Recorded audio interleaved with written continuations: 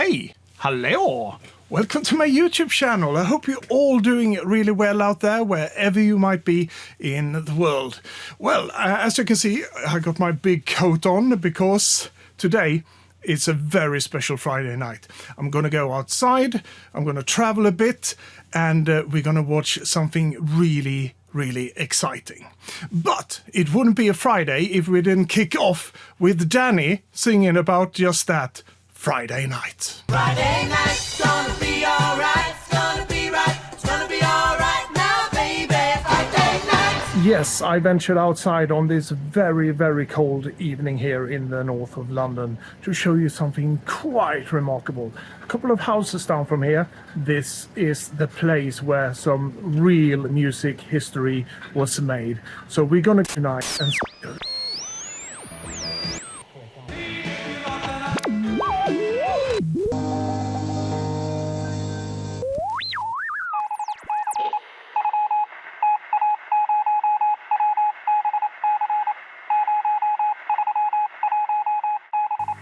Mina damer och herrar, får jag för er presentera...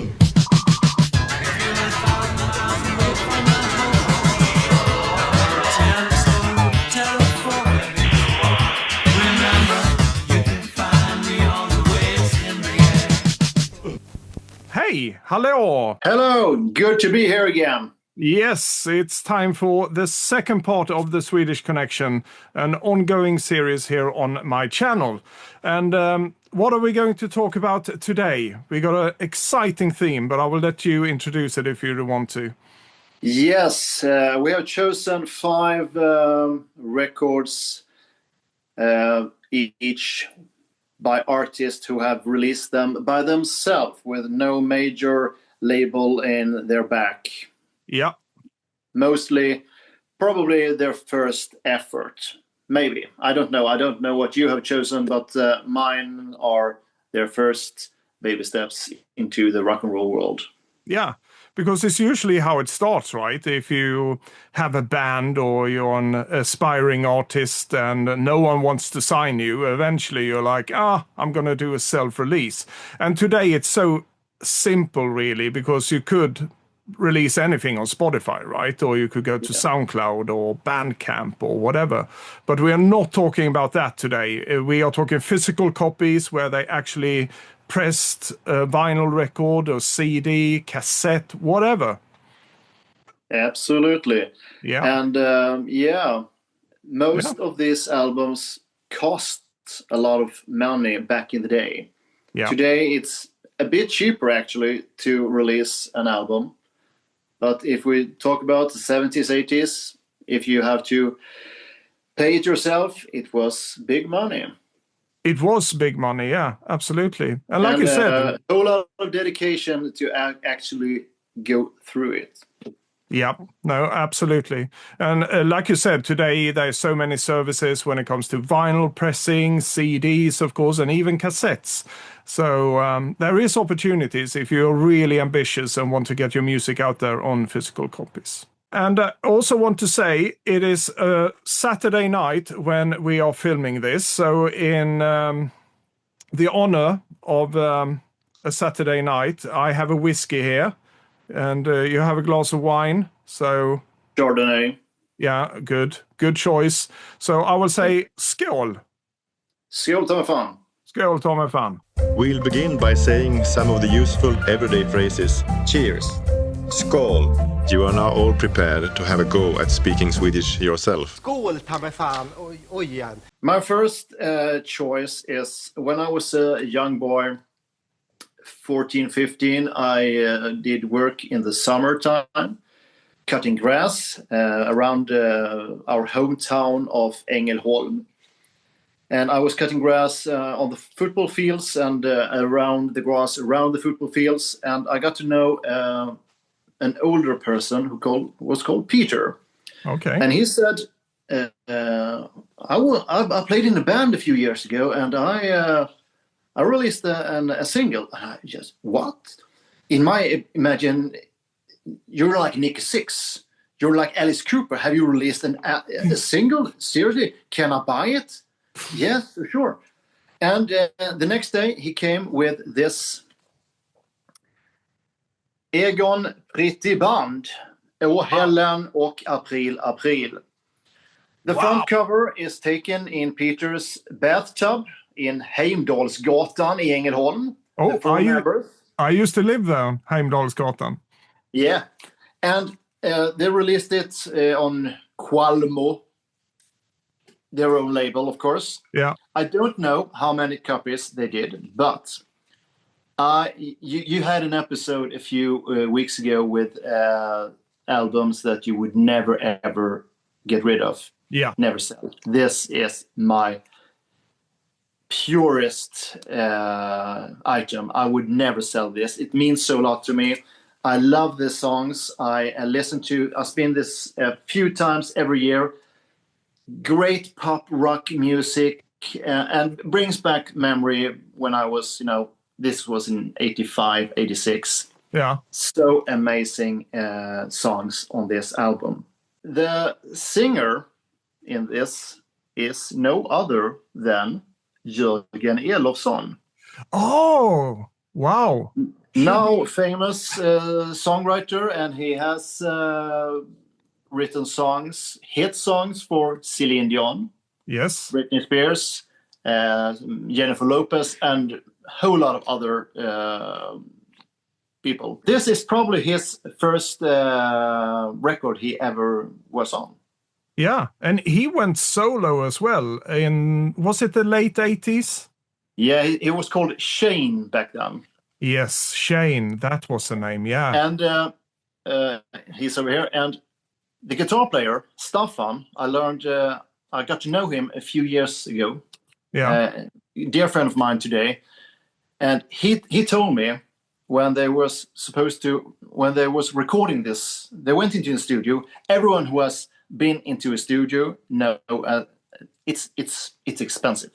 You got to be prepared. You walk in, get the tracks down as fast as possible, and get out of there. Time is money. When they got to the studio, Jörgen decided I'm going to change strings on my guitar. So they're sitting there, the clock is ticking, money, and he's taking one string off the guitar at the time. Oh, wow. Singers, you gotta love them. So this is my first choice. Egon Pretty Band. Oh, Helen.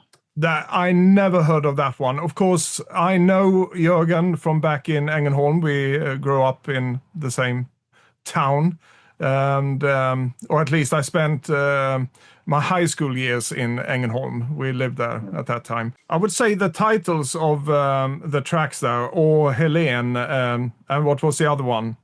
April April. April April, of course. It gives it away a bit because you could say it's pop rock or something like that. Yeah. But looking at the sleeve itself, I would imagine it would be a punk band.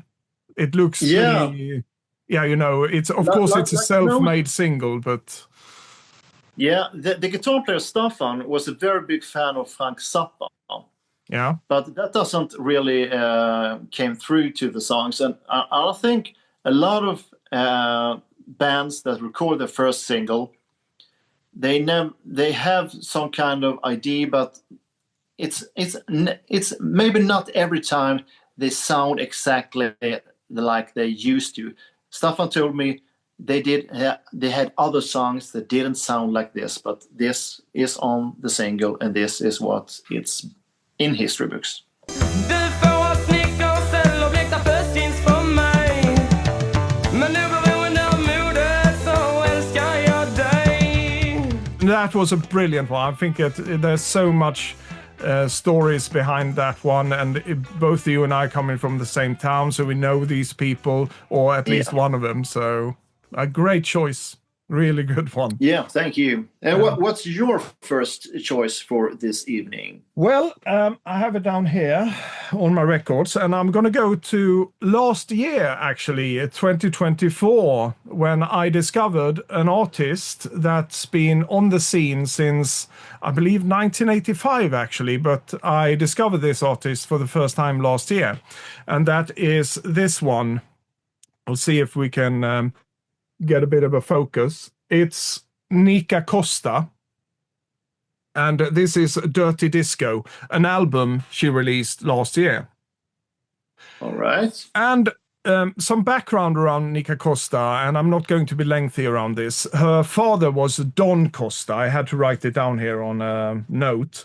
And he was a producer and arranger in the US. And he had close collaborations with both Frank Sinatra and what's his name? Paul Anka, I think. Yeah. Married once upon a time with a Swedish girl from Bjuv, just not far from where we lived, called Anna Anka. Yeah, but that's another story. But yeah, so he had a lot of connections within the music industry. So when Nika was 9 years old, she released her first single together with her father. And that was a cover of it was a song from Fame. I don't know if it was from the kids from Fame. I think it was from the movie Fame. Out Here on My Own, it was called. So it's one of those tracks on the Fame soundtrack, I think. So she released that at 9 years old. And after that, she released a bunch of singles and eventually was signed up to Virgin Records in her teen years, I believe. And then she got tired of the big corporate labels or the big corporations and the labels and all of that. And she decided to release things on her own label. So I wasn't aware of all of this last year when I picked up this album. But yeah, she had been releasing at least 3 albums before this one on her own label. And that label is called, and I should have remembered this one, it's Go Funk Yourself, it's called. Yeah. Of course. So this whole album is funk, disco. She sounds like a female version of Prince, and she does it so well. And I think the reason is because she was a good friend with Prince, apparently, and they had a lot of things in common when it comes to the love of music. They did a lot of funk and disco influenced stuff. So yeah, she released this one, Dirty Disco, last year on Go Funk Yourself, her own label. So this is my first choice, and I'm trying to get a focus here, so that's why I'm very interesting. Does she have a distribution? Because yes, everyone can Prince albums, but how do you get the albums from the box beneath your bed to the consumers? That's the trick one. Yeah. So she didn't sell this one from the trunk of her car, really. No. I actually read an interview with her because I was curious how she distributed this one. And it is distributed by Cartel Music Group. So they are not releasing this, but it is a distribution, a small distributor, really, in California, where she lives, that distributes music. And I think you need that in this day and age, because back in the 80s and even in the 70s, if you self-released anything, you could sell it, of course, to your friends, but usually, you know, from the trunk of your car, because you drove around, end up in a market stall somewhere, and you're like, oh, here's my new record, do you want to buy it? But today, that's not really a thing, right? So you need someone to distribute them. So but it has to end up in the shops, because postage is so expensive today. So it's very you can't just send them around the world. It has to be in the shops. Exactly. But I think initially with her first couple of records on Go Funk Yourself, her own label, she had a bigger distributor. I can't remember which one it was, but let's say it was Warner Music that distributed her records. But something happened along the way. So I think by her third album, it might have been completely self-distributed as well, but I could be wrong. But something like that happened, and that's where she ended up by using this Cartel Music. I already forgot the name of it. It's horrible. I'm getting old. But yeah, absolutely beautiful. And she decided to press it on white vinyl a beautiful copy, but most importantly, it sounds really good. And yeah, one of the outstanding records from last year. I didn't pick it up until early this year, actually, and I saw it was just released late last year, I think it was. Welcome to the dirty disco, pleasure everywhere.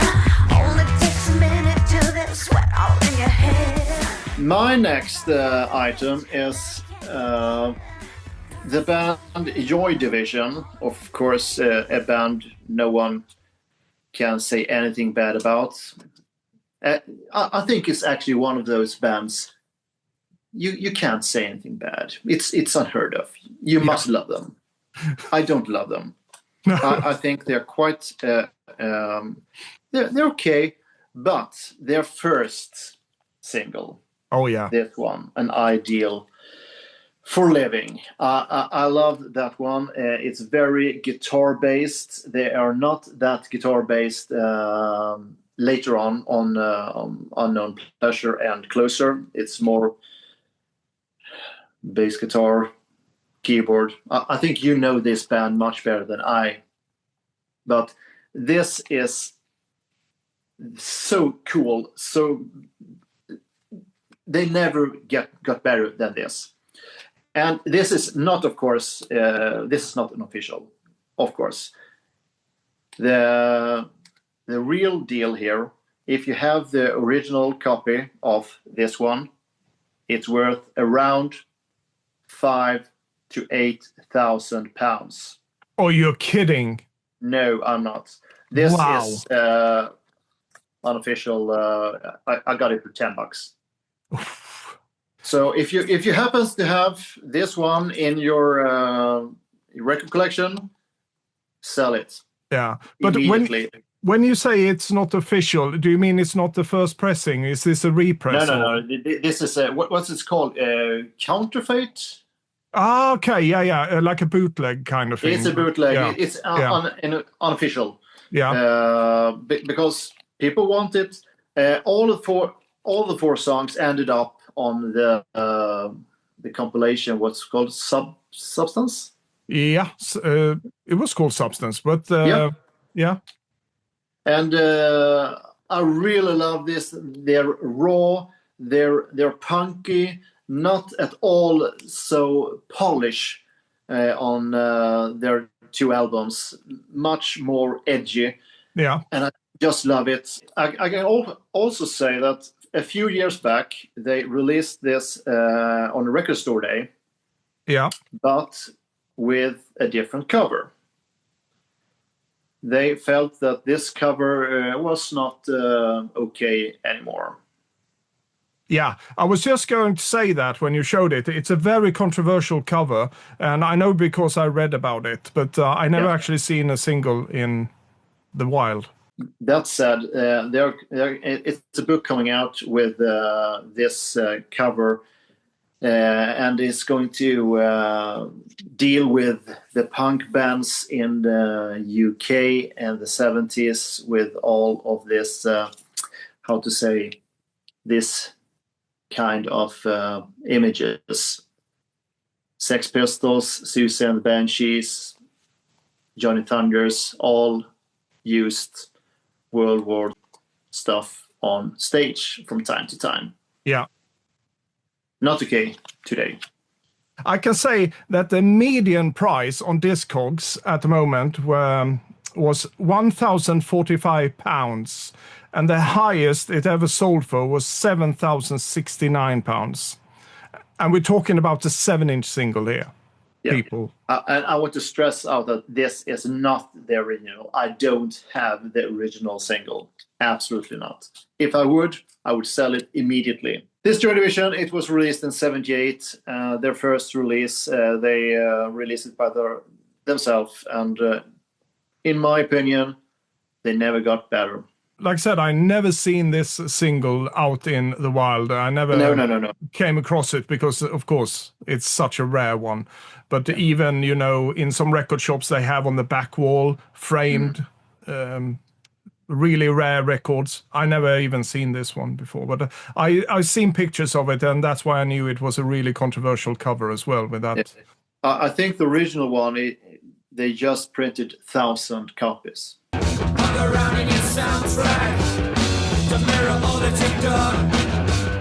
And what's your next? My next is from 1985, and just like yours, Joy Division one, this is actually a repress because the original one is a pretty hefty price tag on it. Well, let's see if we can get this in focus. You can see it's a self-made cover. This is they didn't change anything for the repress. This is exactly what it looked like back then. All right. And as you can see, it's Alien Star. That was the name, right, of the band. And World of Ecstasy. It is a weird blend of, I would say, electro and soul and a bit of funk as well. And here you can see at the backside, it just screams self-released, the whole thing. How did you find this one? I found it because I usually shop at an online shop called Juno here in the UK, and I do believe you can actually shop with them from all over the world. And I can spend hours just browsing a specific genre, like electro or whatever I was searching on at the moment. And I'll just scroll through them. And when I see something that looks interesting, because of course I don't know how this one sounded when I first saw it, but it looked very interesting because I'm always drawn into things that look self-made, if you know what I mean. It's really... Yeah. This one really looks like that. So it just caught my eye. And Juno has this brilliant function on their website. So you can actually listen to the tracks underneath the releases. So they have these play buttons. So yeah, that's good. Yeah, they usually put up a 30-second, 1-minute clip of these records. And that's how I discovered this one. So I bought a bunch of records at that time that I wasn't familiar with before, but they sounded really interesting. So Alien Star, it was one guy. It was his passion project, really. And his name was George Mark Williams. And he was to go on to be G-Rock, because nowadays, and after this one, he is more familiar to the hip-hop scene or the rap scene as G-Rock. But his first release as Alien Star, there was other musicians involved in this one as well, so that's why they called it Alien Star. But it is actually George Mark Williams' passion project, this one. And just a beautiful blend. Like I said, electro, funk, soul in a beautiful mess. You can't go wrong with this one. For sure.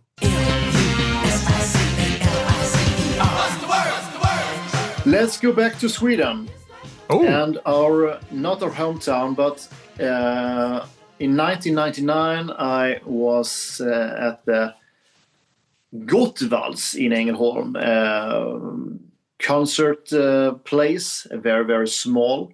Yeah. There are two bands from Örkelljunga, a village outside of Ängelholm. The bands were Half Man and Mother Cake. Oh. They play blues, rock, stoner, very heavy, very good. Half Man released, I think, 2 albums, and then they transformed into the rock band Skånska Mord, and they're still active. Mother Cake have actually lost track on that band, but both were from Örkelljunga, and they did a split single like this, and it's an heavy album, heavy, 2 songs each, very heavy, and they told the pressing plant, put as much vinyl you possibly can into this. It's so freaking thick. If I drop this, it will probably break. It's so thick. I haven't a single in this magnitude before. Do you know the reason why they did that? Because I know today a lot of people rave around, oh, it's a 180 gram. I'm just waiting for people to get a 500 gram records. But what was the reasoning behind that, you think? I think they just wanted it to be as heavy as their music. And I don't think it's very good for the sound. I don't know. It's very thick. You're afraid to break it. Yeah. But it's very heavy, and it's very hard to get into the cover because it's so thick. Yeah. And a funny thing, this cover, it's a car crash. Yeah. With T-Fords. This is an actual car crash from Örkelljunga in 1928. Wow. And you have been to Örkelljunga, you know it. It's a small village, and I guess in 1928 it must have been very small. I don't know, 200-300 people. I don't know, not many cars, but apparently they managed to make a car crash. Idiots. So this photo is from the news magazine from 1928. Yeah. From Örkelljunga, and the judge said that the driver responsible for the crash could not be to blame because he had been drinking alcohol. What? Yeah, that doesn't make sense. They went easy on him because he was on the influence of alcohol. That was 1928 for you. Yeah, different times. And different times. Of course, it made the headlines in Örkelljunga. Yeah. I think that when I'm editing this one, I think we need to pull up a map here for all the people to see exactly where we are in the world.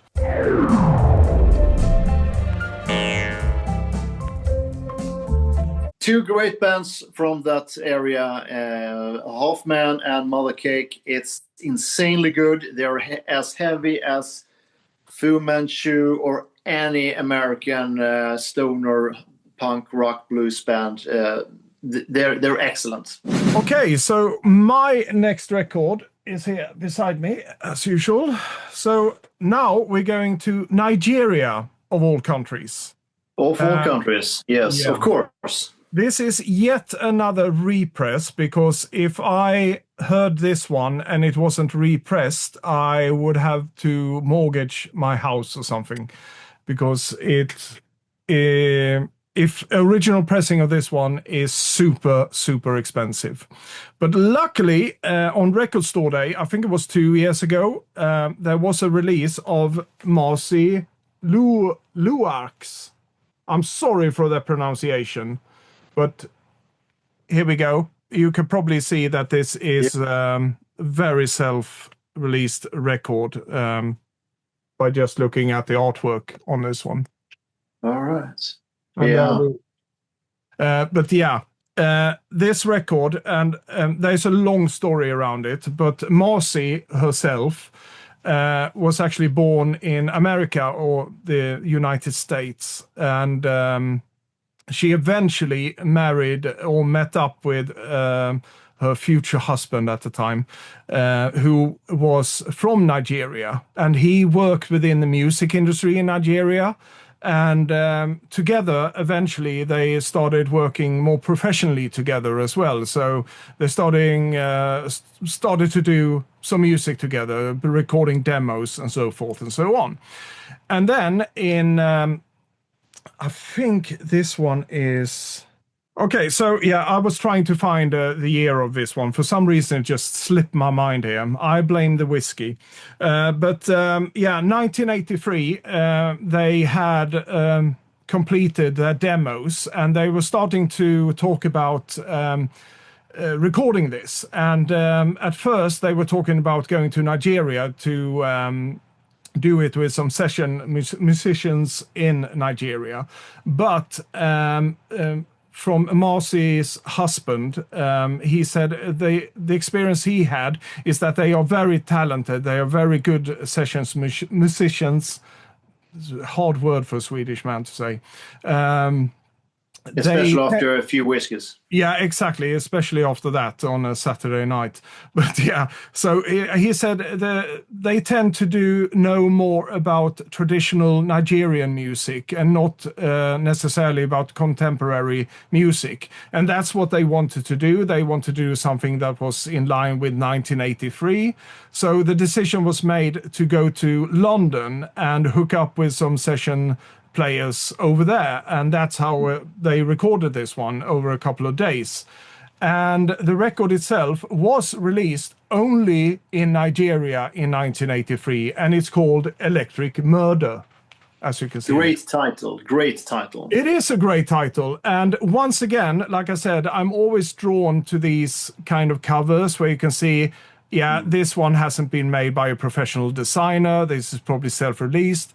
So when it turned up on Record Store Day, I had my eye on it straight away. And of course, I listened back to some of the tracks that were floating around on YouTube. So I was like, I'm hooked. Because Marcy got a great voice. And the music itself is, well, the closest thing I can describe it to is Nigerian disco, funk, soul. Once again, there we got that funk soul combination again. The last time with with that Alvin Starr record, we had some electro as well, but there's no electro really on this one. But it's very much a disco production. But the reason I'm saying Nigerian disco, funk, or even a boogie record is because you couldn't hear anything like this in the Western world, if we can call it that. Okay. This was very typical of that Nigerian production, even if they worked with session players in London at the time. I think most of them hailed from Nigeria, but they had that sense of funk and disco in them. So yeah, that's the best way I can describe it, really. I love this one. It's not a perfect record in any way, shape, or form. It's not up to par with the professional recordings at the time, but it does have the swing, the groove, and most importantly, the soul of it all. Marcy Luarks, and I'm sorry once again for the pronunciation, with a classic touch. That was what they named the session players. So it's Marcy Luarks with a classic touch. Electric Murder.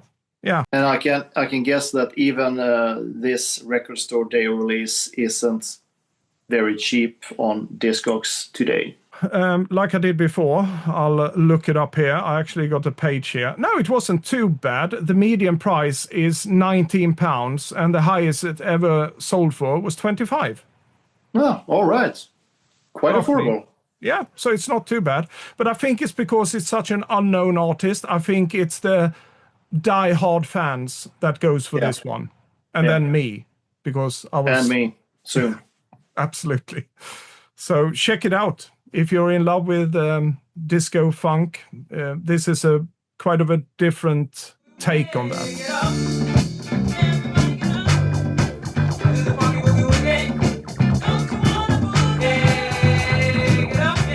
Yes, when we were around 17, 18, 19, I believe both of us did a pilgrim journey to the Holy Land of UK and London to buy records. Yes. And that was what every self-respected young record collector would do in the late 80s. And I would like to explain to the viewers how did we go to London? Airplane was out of the question. It was too expensive. So we had two options. We could jump on the train, travel all across Denmark, jump on the boat in Esbjerg to get to, was it Harwich? Harwich, yeah. Yeah. 18 hours of a ferry, yeah. Or we could go by train to Gothenburg, a 3 hours train to Gothenburg, and a 24-hour boat trip to England. Yes. And we had absolutely no money to do anything except eating candy on the boat and try to sleep as much as you can, because you wanted to save all your money so you can buy your records in London. Yeah. That's just to the kids out there, we did suffer 24 hours. Today you get to Thailand on an airplane. Yeah. We got to London. Anyway, my first trip to London, I had read about this legendary club called the Marquee. Yes. And every classic artist had played there. The first night I have looked up, well, Charles Trent D'Arby is going to play there. Let's go down there. Well, the line was around the block. It was impossible to get in. Marquee didn't. 400 people, maybe. I don't know. Yeah, so it we was had to a go small to the club. Marquee. Yeah, very, very small club. So we had to go to the Marquee the next day with 3 totally unknown bands. So it's no problem. We got in there. And the first band that played was called Every New Dead Ghost. A band you have, of course, not heard of. No. But I enjoyed it, and they sold their records after the gig. So I bought their self-produced first single, Visions and Friends in High Places. And it's fold out. Oh. They didn't have a cover, so they printed the cover like this, folded it, so it became the cover for the single. Very Wow. innovative. Do it yourself. It's a goth band in the veins of Sisters of Mercy, but not in that division, if you know what I mean. Ah, okay, yeah. I know what you mean. I love this song, Visions. I think it's very groovy, very dark. And a few years back, I located one of the musicians from the band. Yeah. He was still active, playing some bands, and he thought it was funny that I had seen them in the Marquee. Wow. And another thing that's cool, I saw that a few days ago you were at the gig and saw Pink Floyd. Yeah, it was the Australian Pink Floyd show. Yeah. And you managed to get some very nice pictures Yeah. from the gig. And with the, I believe you took the pictures with your cell phone? Yeah. I did. Yeah. This was in 1989. I saw them at Marquee, and I had my little Instamatic camera with me. Of course, yeah. And to get a great picture, you had to use a flashlight, but you weren't allowed to use flashlights because the bouncer would immediately throw you out, and everyone would be angry with you.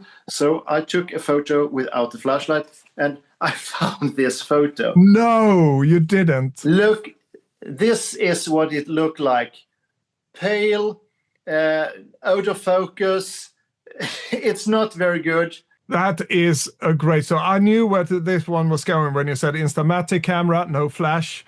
This was every photo looked like this back in the day. We didn't think about it. Well, it turned out good. No, Yeah. not really. No, but you're absolutely right. I have tons of those photos because, once again, back in our hometown of Ängelholm, they had a yearly festival called Tulla Krok. And Yeah. I have so many photos of different bands when I played there myself as well. And they're all out of focus, a bit blurry, pale people. And yeah. And the red eyes. Red Always eyes. the red eyes. Yeah, always. Why? I don't know. No, but that's Every usually photo. when you use the flash, because you could use the flash in festivals, right? So that's why they got pale, red eyes. They were all vampires, basically, back then. Excellent. Yeah.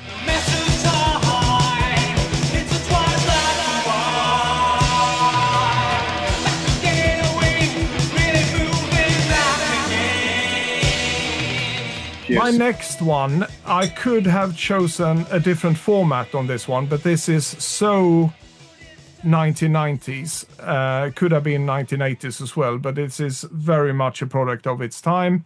It's a cassette single, and I don't know if you can get a focus on it. It's the KLF 3AM Eternal on a cassette single. I have this one on a 12-inch vinyl record as well, the 12-inch single, but I thought I don't get a chance to showcase some of my cassette singles from back then very often, so that's what I'm doing here.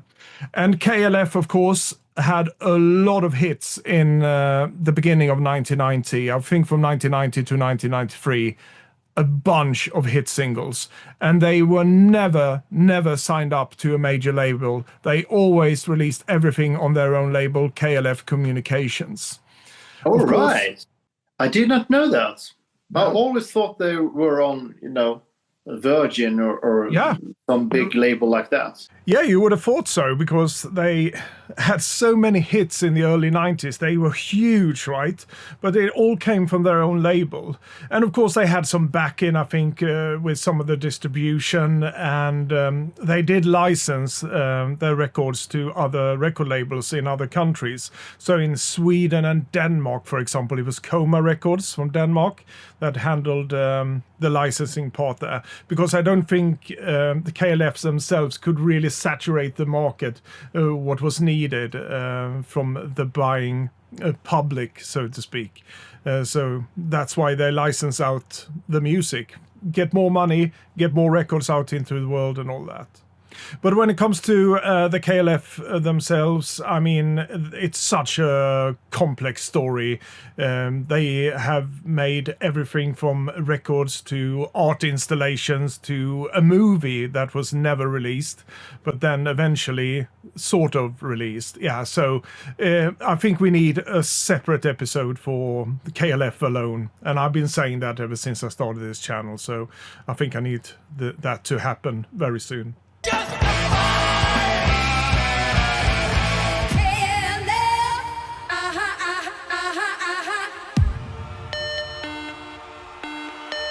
I do think that the world would absolutely benefit from a band like that today. Yeah, it was a combination of art, pop music, electronic dance music. It was all of that. So that's my cassette single. Cassette singles, it's a very cool format.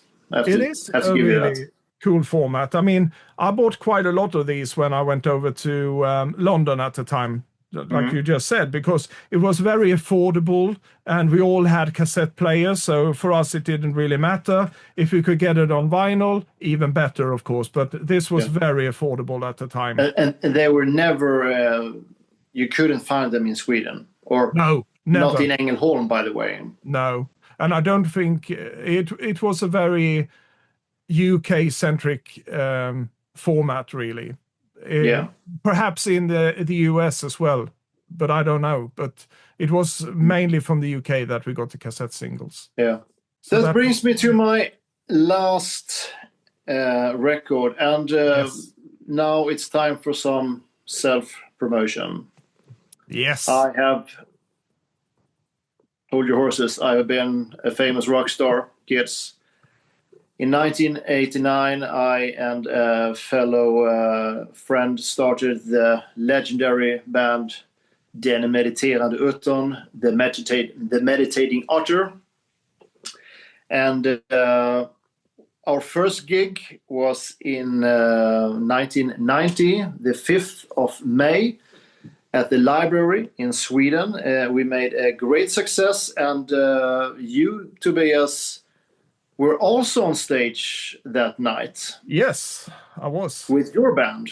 Yep, Charlie's Garden. And so you were one of the lucky few that actually saw our band's debut gig, and it was our finest hour. We're still active, not very active, but we haven't broken up. We're still texting each other from time, and we should write new albums and new songs. But well, it's been a while since we met each other. Yeah. We played acoustic songs, a bit quirky. We tried to play together with two guitars, but we didn't manage to get the guitars in symphony. In tune. So I played guitar and Jocke sang. And our mutual friend Ib said, he described our music the best. He said, "You sound like something the character from Friends, Phoebe, something unfinished from her." Yeah. And I think it's quite accurate. Yeah, we weren't very good. We couldn't play. We had no idea how a song was structured. We didn't ask anyone for help. We could barely tune the guitar, but we did it anyway. Somewhere along the way, after that first gig that you saw, I was fiddling with Jocke's uncle's electric guitar, and we recorded a song in his apartment in 1990 or 1991. We're not sure. It was a heavily untuned guitar. The song is 1 minute and 6 seconds long, and it's called När jag dör, When I Die. And it was just sitting on the tape, and many years later, I got to know Drajan from the Swedish noise band The Brain Bombs, very big in its genre. And he said, "Yeah, you should release this one." And I think, no, it's very expensive to release vinyl singles. He said, "No, it's not anymore." So I managed to find a pressing plant who you could press 100 copies for 3,000 Swedish crowns. That's 300 euro. Yeah. With no cover. So you have to print the cover by yourself. So Drajan mixed our song. We didn't actually sound like this when we were active. So the B-side is blank. So we released our single. It's called När jag dör.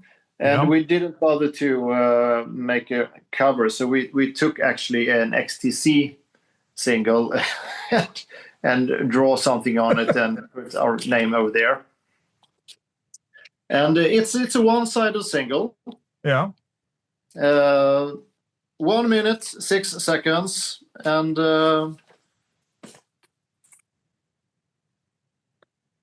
one side is totally blank, nothing there. So it's quite valuable if you ever get it. And I get the Danish artist Søren Musdal to draw a picture of us as an inlay.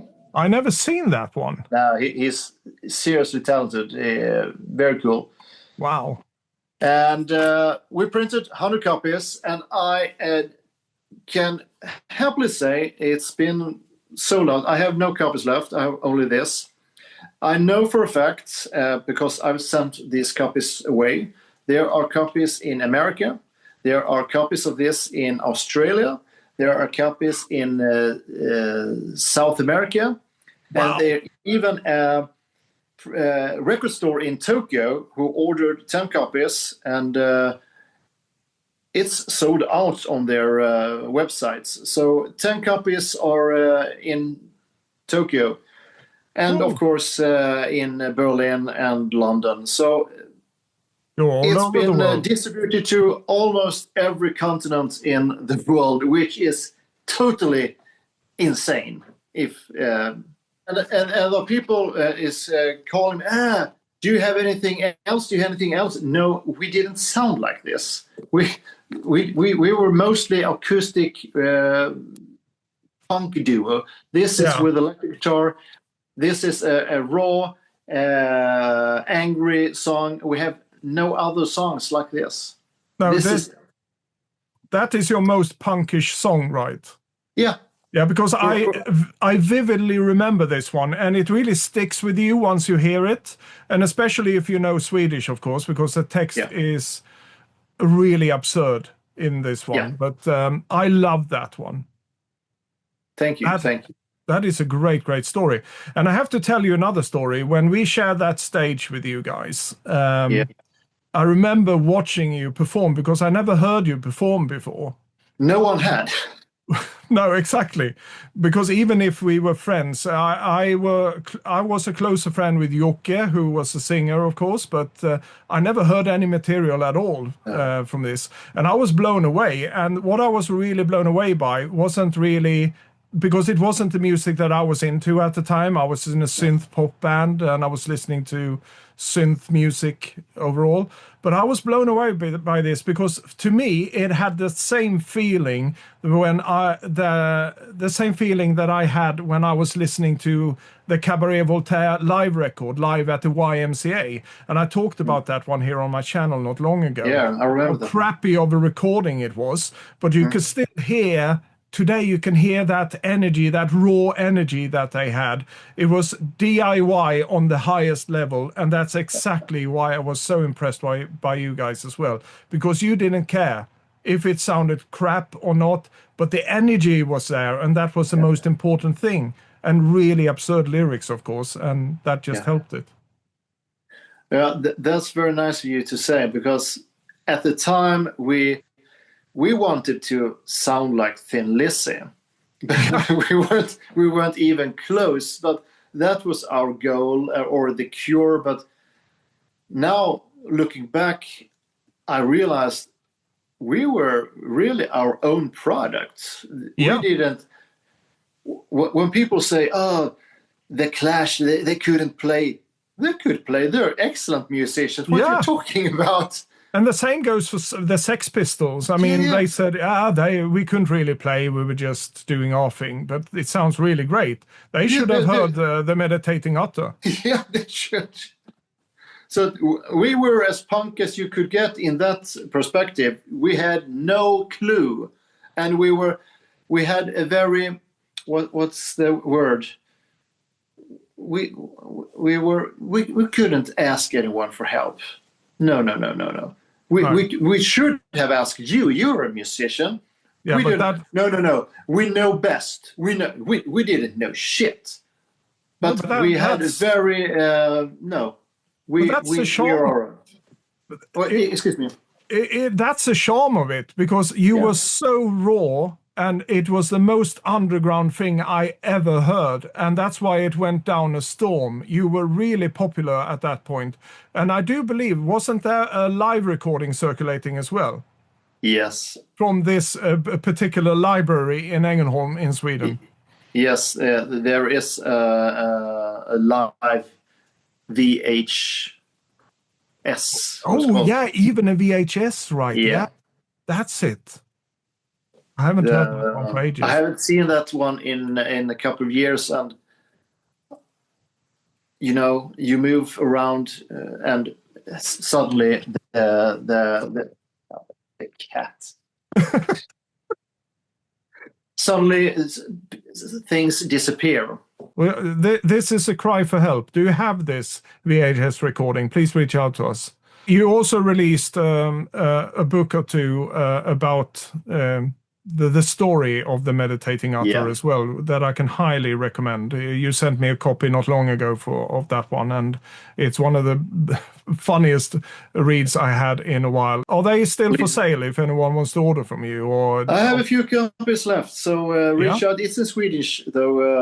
I had someone ask me from Australia, please make an English copy of it, translated. But I started a few times, but there were so many Swedish stories or Swedish things. It's not easy to translate some of our lyrics and some of our how we approached life. 1, 2, 3.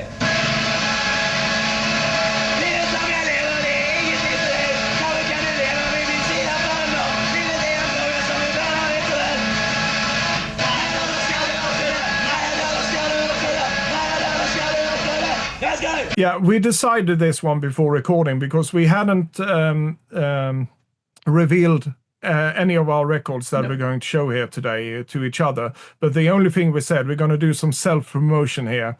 And that's exactly what I'm going to do now as well. So I'm going to show you this one. This is... I haven't seen this one. What's this? What's this? This is an album that I made in 1997 called Workprint. It's got a cover and everything. Yeah. So there you go. That's a back. Very beautiful. Why haven't I got this one? I don't know. 1997, you were probably not living in Ängelholm anymore, and we lost contact with each other, right? Yeah. So, yeah, the short story is a good friend of mine, Jimmy, he started up a label, or we together started up a label called Monolith Records. And we decided that the first record on that one would be his solo project. He went under the name Simon Gag, and it's a great record called 1 to 5. And I did a remix of one of the tracks on that one. So we released that. And then the second one we already decided should be my solo effort on Monolith Records. We only released 2 records on Monolith, and that was his one and this one. And then we went on to form another record label called Candy Cane Exploitations. But that's a story for another time, and I would like to get Jimmy on this channel as well to talk about that, and amongst many other things. But this is the one that I did in 1997. I have really fond memories of doing this one, because for the first time ever, I would to have my music pressed on a vinyl record. And I remember I was thinking, I need to get this and that. I had so many tracks lined up on, I had a workstation at the time called Roland W30. So it had a sequencer in it. It was a sampler. So you could load a lot of things into it. And I had a drum machine, a Roland TR-707. And that was basically it. And I think I had another synthesizer as well, but I can't remember if it was an Sonic ESQ1 or something like that. But that was basically it. So most of the things I ran through the sampler. So yeah, that's how I created this record. So it's a bit all over the place, I have to say. A lot of different influences, like electro, more heavy techno, some really minimal stuff, but all from this broken mind of mine back in 1997. Do you still have copies for sale? No. I have this one, and I think I have 2 copies of this one actually, and then I have the test pressing as well. The rest of them we sold through a distributor at the time here in the UK, actually. So a lot of the copies ended up here in the UK. And I actually encountered a copy when I went over to New York many years ago. I went into a shop and they had this one and a couple of the Candy Cane Exploitation releases we did as well. And that is one of my proudest moments, go into a record shop in Brooklyn, and just discover that they also have your records. And since then, I heard from people all around the world that contacted me through Discogs, and they said, I listened to your record, and I really love it. Do you have any more material? And I usually refer to the Candy Cane Exploitation things that we did. But during the pandemic, I was contacted by Tim from Rediscovery Records in the US as well. And he asked me the same thing, and we started to talk to each other. And I said, I have a lot of things that was never released on either DAT tapes, normal cassette tapes, or they were loaded into my sampler, which I still have. So I can try to just record whatever I had on some digital files, but it will take some time. But this was during what we had here in the UK was a lockdown during the COVID-19 pandemic. So I had a lot of time on my hands to do that. So that's exactly what I did. I sent over a couple of tracks to Tim in the US, and eventually he released them on a CD. And I do believe you have a copy of that one as well. Yes, I have. It's an excellent CD. So Excellent. you can still get this through his Bandcamp site. There are a couple of copies left. So I will link that down in the description. And if you also do have a that. link, I will put that also down in the description. But yeah, that's a story of my record, Work Print, from Unit 21. That's what I called myself back then.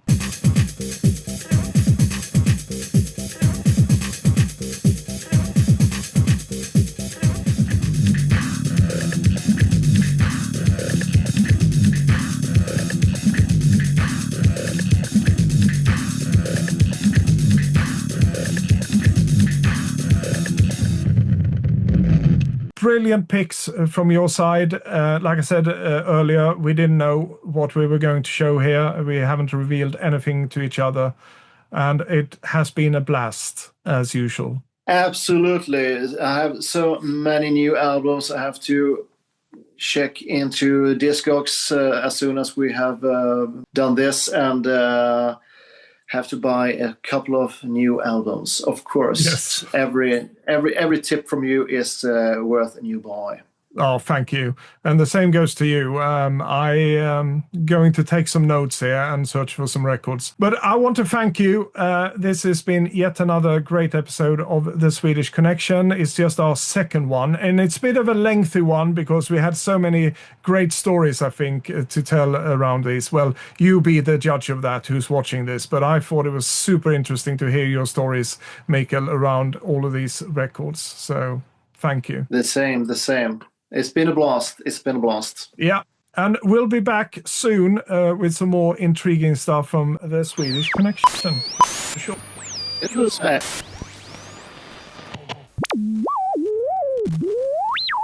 Yes! I got it. Those pesky Swedes, they hijacked our Friday night. But, yeah, what can I say? I just have to show you around north of London and those historical musical landmarks at another point, perhaps next Friday, who knows. But yeah, I hope you enjoyed it. It was the second installation of A Swedish Connection, and there will be more, trust me. Before I leave you today, I want to say a big thank you to all of you who are watching this, and to all of my new subscribers and people who might not have subscribed yet, but you're still watching. You're most welcome. So I will say, hey, or välkomna. Here on my channel, I talk about music that I'm passionate about, and I have done some collaborations here on my channel as well, and I thoroughly enjoy them. Just recently, I met up with Baraka P. Dub. It was High Noon's Vinyl, and my dear friend Jen from Jen's Addiction. We met up to talk everything 12-inch singles, and I love my 12-inch singles. I had such a great time. There's such great people to talk about music with, and hopefully we'll be back soon.